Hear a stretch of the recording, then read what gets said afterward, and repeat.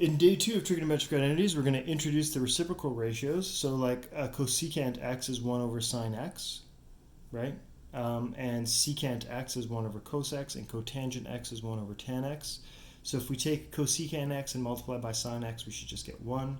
And secant x times cos x should just be 1, so on and so forth, right? So I just want you to remember these. These are now going to be introduced into your trigonometric identities. And also, tan x is sine x over cos x, so cotangent x, which is just the reciprocal of tan x, cotangent x should just be the reciprocal of this, right? So cos x over sine x. Okay, let's move directly into some examples. These ones are a little bit more advanced, so let's take a look here. Prove that tan x plus cotangent x is equal to secant x times cosecant x. All right, so again, we're going to do a left, right, split, left side, right side. That heading didn't need to be that big. Is equal to tan x plus cotangent x. Right side is equal to secant x times cosecant x.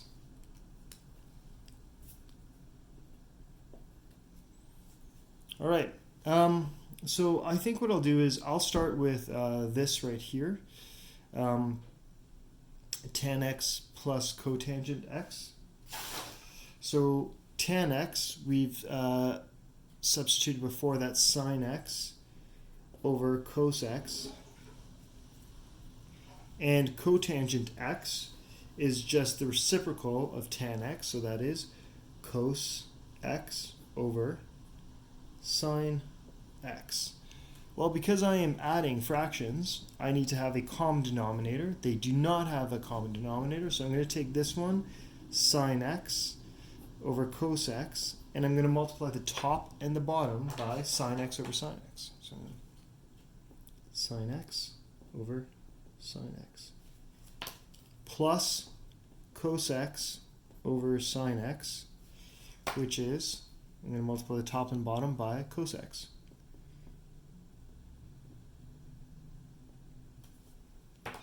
Okay, now my numerator will become sine x times sine x. Well, that's sine squared x all over the common denominator of cos x sine x. Okay, and then this is plus cos squared x. Well, some bells should be ringing here because sine squared x plus cos squared x, that's your Pythagorean identity. Sine squared x plus cos squared x is equal to 1. So this the numerator becomes 1 over cos x sine x. All right, now let's just take a look at the right side here. Secant, remember we said that secant x is just 1 over cos x. So that's just 1 over cos x. Cosecant x is 1 over sine x.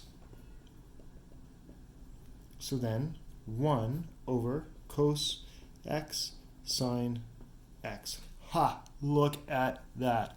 Left side equals right side. Okay, so therefore left side is equal to right side, and therefore tan x plus cotangent x is equal to secant x times cosecant x. Okay, proven. QED. Look that up. Okay, next. Example 2. Prove cos x minus 1 over 1 minus sine x is equal to cos x plus 1 over 1 plus sine x. Okay, let's do our left side, right side.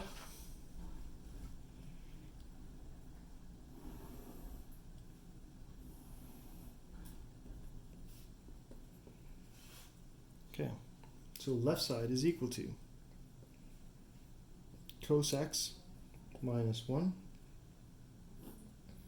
and then 1 minus secant x. Right side is equal to cos x plus 1, 1 plus secant x. Okay, so I want you to take a second here and think about what are some things that you might do here to change the way this looks? Okay, and it may have something to do with the reciprocal ratio. Take a second. Okay, so you may have seen these reciprocal ratios here, secant x and secant x. So what you're going to do is you're going to take them and you're going to change these right here into 1 over cos x.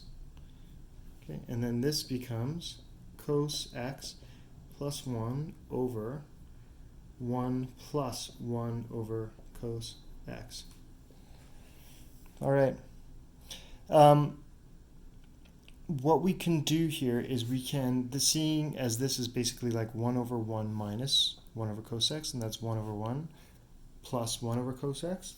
What we can do is in these denominators here, I'm just going to lightly trace them, we're going to find common denominators here. So in this case, between 1 and cos x, the common denominator is cos x. So I'm going to rewrite my numerator. I'm not going to touch that for now. And I'm going to multiply the top by cos x, and I'm going to multiply the bottom by cos x because I want to have a common denominator. Okay, so that produces that common denominator. So that's cos x minus 1. Same thing here. Cos x plus 1. This 1 over 1, the same thing as saying like cos x over cos x, right? Over cos x, but then that would have the same denominator, so we can put it all over cos x plus 1. Okay, same thing here. This numerator will stay in the denominator of this fraction, and this denominator of the denominator will move up. Another way of looking at that is, as I've shown before, cos x minus 1 divided by cos x minus 1 over cos x, which is equal to cos x minus 1 times cos x all over cos x minus 1. Okay, so then cos x minus 1, cos x minus 1, they cancel, and you end up with cos x. On the right side here, same idea. Okay, you don't have to go through all these steps if you don't want to. You can just move the denominator of the denominator up and cancel these, which I will do here just to make it a little easier. I'm showing both ways. The denominator of the denominator moves up, so you end up with cos x, right?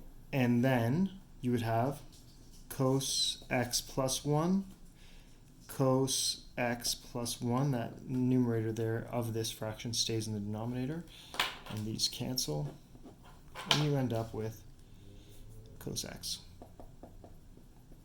Again, left side is equal to right side, so therefore left side is equal to right side, and therefore cos x minus 1 all over 1 minus secant x is equal to cos x plus 1 all over 1 plus secant x. Okay, and the rest of the homework is on the next page as a handout, so it's got multiple trig identities for you to try out. Great, thanks for watching.